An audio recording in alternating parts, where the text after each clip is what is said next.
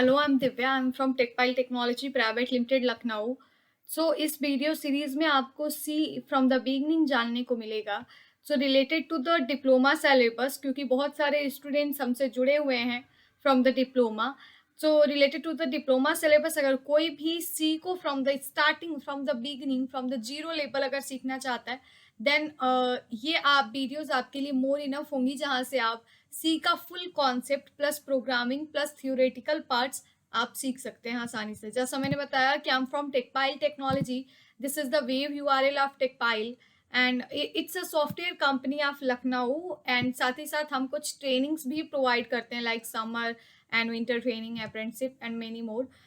यहाँ पे बहुत सारे ऐसे स्टूडेंट्स हैं, अलॉट ऑफ बल्क में, जो कि हमारी कंपनी से जुड़े हुए हैं, जिन्होंने पहले ट्रेनिंग किया हुआ है या फिर वो बाद में जुड़ना चाहते हैं, पर अभी उनके सिलेबस में अलग अलग चीज़ें आती हैं, लाइक सी, अलग अलग प्रोग्रामिंग लैंग्वेजेस आती हैं like C, Java and many modes. तो उनके रिक्वेस्ट पे हमने ये वीडियोस बनाने को सोचा।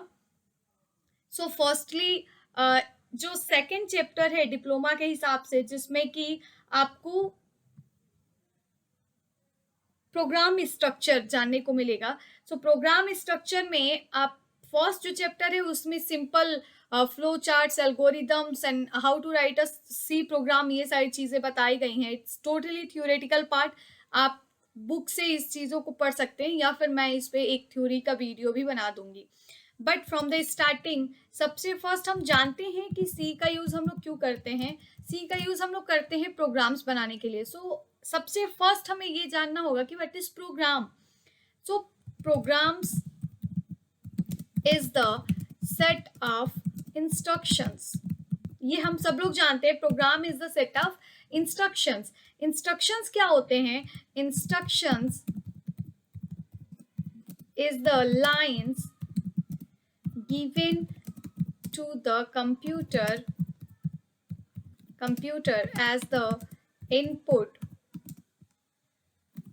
to work and provide desired output। हम चाहते हैं कि कोई भी कैलकुलेशन, कोई भी काम, कोई भी लॉजिक जो हम लोग मैनुअली लगाते हैं और उससे हमें एक रिजल्ट मिलता है, जैसे हमने बोला 2+2, तो ये हमने इनपुट लिया कि 2 और 2 को हमें क्या करना है, प्लस करना है। उसके बिहाफ पे हमने जो भी प्रोसीड किया और हमें एक रिजल्ट मिल गया जो कि 4 है। ये हमने मैनुअली किया। अगर हम चाहते हैं कि यही काम हम कंप्यूटर से करा लें, तो उसके लिए हमें प्रोग्राम लिखना होता है। और प्रोग्राम्स को लिखने के लिए आपको किसी ना किसी प्रोग्रामिंग लैंग्वेज की ज़रूरत होती है, जहाँ पे आपको एक बेस मिल पाता है, जहाँ पे you can develop the programs. तो इन प्रोग्रामिंग लैंग्वेज में सबसे पहला जो हमारे दिमाग में प्रोग्रामिंग लैंग्वेज आती है, हमारे सिलेबस में प्रोग्रामिंग लैंग्वेज आती है, दैट इज सी। सी ही क्यों आती है? क्योंकि सी के कॉन्सेप्ट जो हैं, सी के जो सिंटैक्सेस हैं, वो बहुत इजी वे में हैं और बहुत फास्ट एग्जीक्यूशन उनका होता है। What is C? C is a, अगर आप इन चीज़ों को सीरियसली अगर आप पढ़ना चाहते हैं, तो आप इसका एक प्रॉपर नोट्स बना सकते हैं। ये आपके एग्जाम के पर्पज से भी काफ़ी हेल्पफुल होगा। और साथ ही साथ आप को यहाँ पे थ्योरेटिकल प्लस प्रोग्रामिंग दोनों पार्ट मिल पाएगा, तो हर एक कॉन्सेप्ट आपको बिल्कुल क्लियर समझ में आएगा। तो आप नोट्स बना सकते हैं, बाद में आप जो भी आप सॉफ्टवेयर यूज़ करें वहाँ से आप प्रोग्राम्स को रन करा के आउटपुट देख सकते हैं। ये आपके कॉन्सेप्ट को क्लियर करेगा। C is a high level C is a high level general purpose programming language। General purpose programming language. General purpose हम इसको इसलिए कहते हैं क्योंकि आज के टाइम में सी मल्टीपल पर्पस के लिए यूज किया जाता है, in the robotics, in the Windows operating system develop करने में, इन यूनिक्स ऑपरेटिंग सिस्टम का पूरा कोड सी प्रोग्रामिंग में लिखा गया है। तो बहुत सारे पर्पस में सी का यूज होने लगा है पूरे वर्ल्ड में, तो इस वजह से हम इसको जनरल पर्पस कहते हैं। और हाई लेवल प्रोग्रामिंग लैंग्वेज हम क्यों कहते हैं? क्योंकि हाई लेवल का मतलब है वो लैंग्वेज जिसमें कि जो सिंपल एक ह्यूमन जो है वो जो लैंग्वेज यूज करता है उसे हम हाई लेवल कहते हैं। तो हमारा जो लैंग्वेज है वो क्या है, इंग्लिश। हम कॉमन जो लैंग्वेज है वो हम उसको लेके चलते हैं, इंग्लिश। सो जो सी में भी जो इंस्ट्रक्शंस दिए जाते हैं वो कॉमन हाई लेवल लैंग्वेज में दिया जाता है, और फिर उसके बाद एक ट्रांसलेटर होता है जो कि उन हाई लेवल लैंग्वेज को मशीन लैंग्वेज में कन्वर्ट करता है, और हमें प्रोसेसिंग के बाद आउटपुट मिल पाता है।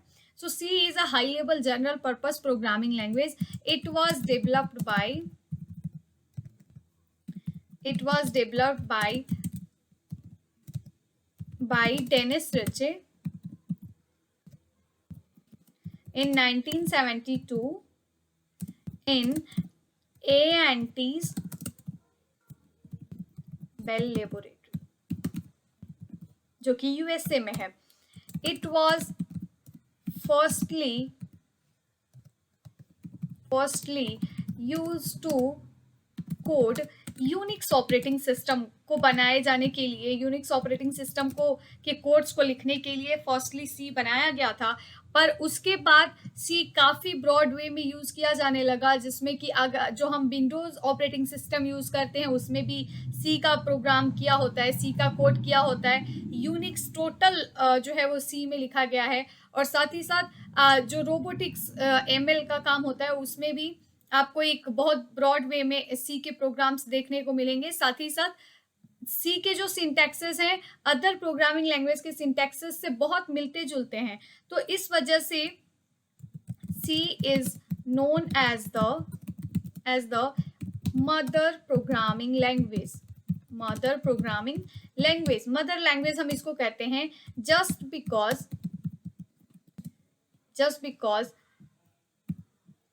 its syntaxes are similar to other programming language, and it is easy to write and learn। साथ ही साथ if you have proper knowledge of C, अगर आपके पास सी का एक प्रॉपर नॉलेज है, अगर आपको सी बेहतर तरीके से आता है, तो ये माना जाता है कि हम कह सकते हैं कि you can easily grasps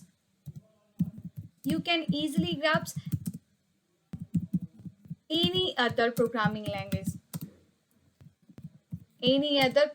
language. हम सबको नहीं कह सकते, बट ऑलमोस्ट लाइक जैसे हम लोग सी प्लस प्लस का यूज करते हैं, सी शार्प का यूज किया जाता है डॉटनेट में प्रोग्रामिंग के लिए, जावा प्रोग्रामिंग लैंग्वेज हम सब लोग जानते हैं बहुत पॉपुलर है, जावा का यूज किया जाता है। सो बहुत सारी ऐसी प्रोग्रामिंग लैंग्वेज है जिनको आप आसानी से सीख सकते हैं। तो हम कह सकते हैं कि सी प्रोग्रामिंग लैंग्वेज जो है वो बहुत आसान है और बहुत ईजी है लर्न करने के लिए। अब जैसा हमने बताया कि ये क्या है, एक हाई लेवल प्रोग्रामिंग लैंग्वेज है, इसका मतलब है कि इसके कोड्स जो हैं वो सिंपल इंग्लिश वाले लैंग्वेजेस में लिखे जाते हैं। बट हम जानते हैं कि कंप्यूटर जो है वो कौन सी लैंग्वेज समझता है, वो मशीन लैंग्वेज समझता है। और यहाँ पे हमें क्या करना है कि हम जो इंस्ट्रक्शंस कंप्यूटर को दे रहे हैं उन्हें क्या करना है, कन्वर्ट करना है, उन्हें कंप्यूटर को समझना है। तो इस वजह से हमें हाई लेवल को मशीन लैंग्वेज में कन्वर्ट करने की जरूरत होगी। So here is the concept of translator.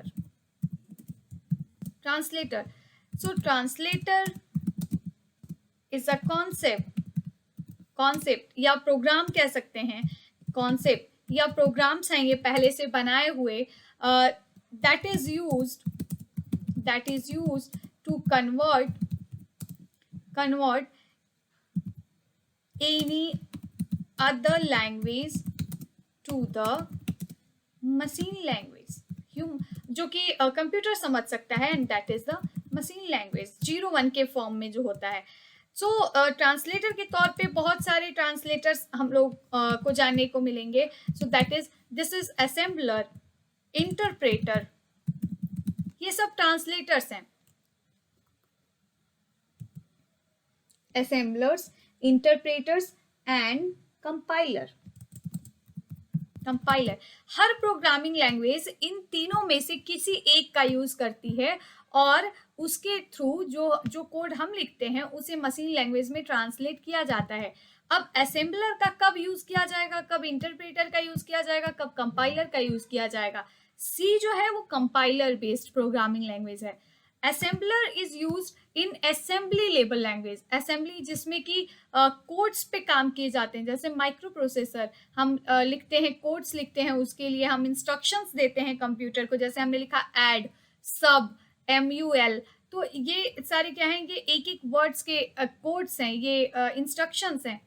So assembly language को कन्वर्ट करने के लिए जो होता है वो असेंबलर का यूज किया जाता है इन असेंबली लैंग्वेजेस। इंटरप्रेटर का यूज हम कर सकते हैं किसी भी प्रोग्रामिंग लैंग्वेज में, या फिर कंपाइलर का यूज कर सकते हैं किसी अदर प्रोग्रामिंग लैंग्वेज में, जैसे C++, C#, जावा स्क्रिप्ट, jQuery। इन सब में इंटरप्रेटर या कंपाइलर दोनों में से किसी एक का यूज प्रोग्रामिंग लैंग्वेजेस करेंगी। तो इंटरप्रेटर का यूज होगा तो क्या होगा, अगर कंपाइलर बेस्ड प्रोग्रामिंग लैंग्वेज है तो क्या होगा? सो पूरा प्रोग्राम हमने लिख दिया, वो प्रोग्राम का काम है किसी एक काम को करना। अब अगर वो प्रोग्राम इंटरप्रेट हो रहा है, इसका मतलब है कि मशीन लैंग्वेज में तो कन्वर्ट हो रहा है, लेकिन कैसे हो रहा है? ट्रांसलेटर जो कि ट्रांसलेट करता है, ट्रांसलेट करने से पहले एरर्स को भी चेक करता है कि क्या इन प्रोग्राम्स में जो सिंटैक्स हैं, जो बनाने का तरीका है, उसे सही तरीके से फॉलो किया गया कि नहीं किया गया। अगर नहीं किया गया, कोई एरर आती है, तो ये जो होता है इंटरप्रेटर जो है वो लाइन बाय लाइन प्रोग्राम को चेक करता है। और अगर एरर आती है तो उस टाइम पे क्या होता है कि आपका जो प्रोसेसिंग है आपके प्रोग्राम का, वो वहीं पे रुक जाता है और नेक्स्ट लाइन तब तक एग्जीक्यूट नहीं होगा, तब तक कन्वर्ट नहीं होगा, जब तक कि आप इस वाले लाइन के एरर को सॉल्व नहीं कर देते। कंपाइलर जो है वो it checks the whole program at a time. ये फर्स्ट टाइम में ही पूरे प्रोग्राम को चेक करता है और पूरे प्रोग्राम में जितने एरर्स होते हैं उन सब की लिस्ट आपको दिखाता है। जितने जिस लाइन में एरर्स होंगे उन सब की लिस्ट आपको दिखाएगा। आप सारे एरर्स को सॉल्व कीजिए, फिर आपका प्रोग्राम जो है वो आगे एग्जीक्यूट होगा। सो यहाँ पे हमने दो कॉन्सेप्ट जाना, C, what is C and what is compiler, क्योंकि हम जानते हैं C compiler based programming language है, या इसको कंपाइल किया जाता है मशीन लैंग्वेज में कन्वर्ट करने के लिए। तो आगे हमें भी किसी ना किसी कंपाइलर, किसी ना किसी सॉफ्टवेयर की ज़रूरत होगी जहां हम सी के प्रोग्राम्स लिख सकें और साथ ही साथ उन्हें रन करा सकें। तो हम आगे देखेंगे कि हम कौन से सॉफ्टवेयर्स का यूज़ कर सकते हैं और साथ ही साथ कैसे सी के प्रोग्राम्स लिखे जाते हैं, क्या उसके फर्स्ट स्टेप हैं। सो आपको ये जो हमने नोट्स यहाँ पे बनाया, ये नोट्स हम अपनी वेबसाइट पे अपलोड भी करते हैं, वो आपको यहाँ के डिस्क्रिप्शन में मिल जाएगा। So thank you so much. और अगर आपको ये वीडियोस पसंद आए तो आप प्लीज़ हमारे चैनल को लाइक एंड सब्सक्राइब कीजिएगा।